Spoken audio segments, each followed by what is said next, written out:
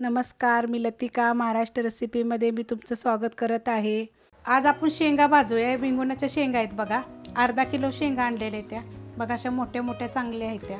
कुणी कुणी शेंगा भाजून खाल्लेल्या आहेत त्या। आता कुणाकुणाच्या घरी ह्या शेंगा आहेत त्या, तर त्यांनी मला प्लीज कमेंट करा। तर आपण बघा ह्या शेंगांना धुवून सुद्धा भाजू शकतो आणि अशा सुद्धा भाजू शकतो। तर आपण हे भाजून घेऊया। कढई बघा गरम करत ठेवलेली आहे आणि त्याच्यावर ह्या शेंगा टाकून घेऊया। आता कसं ह्या कोरोनामुळे कुठं चौपाटीला ह्याला जायला भेटत नाही ना, मग शेंगा खायला भेटत नाही त्या, म्हणून मी घरी आणलेत बघा। मुलांना शेंगा भाजून देणार आहे आज मी। तर हे आपण शेंगा, हे लोखंडाची कढई आहे आणि चांगल्या एकदम खरपूस अशा शेंगा आपण ह्याच्यामध्ये भाजून घेऊया। कुणी कुणी शेंगा भाजून खाल्ल्या त्या ह्या दिवसामध्ये त्यांनी कमेंट करा। आणि हे गॅस फास्ट आहे, फास्ट गॅसवर लोखंडाच्या कढईमध्ये आम्ही शेंगा भाजत आहे बघा। एकसारखे हलवून बघा शेंगा किती मस्त अशा भाजलेल्या आहेत। तर या शेंगा ना अशा भाजल्या का नाही लोखंडाच्या कढईमध्ये तव्यामध्ये तर छान लागतात चवीला।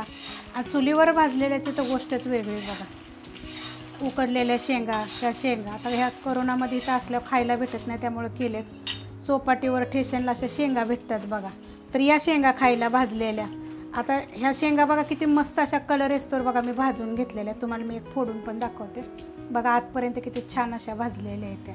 जरी तुम्हाला रेसिपी जर आवडली तर लाईक करा, सबस्क्राईब करा, कमेंट करा आणि शेअर बी करा।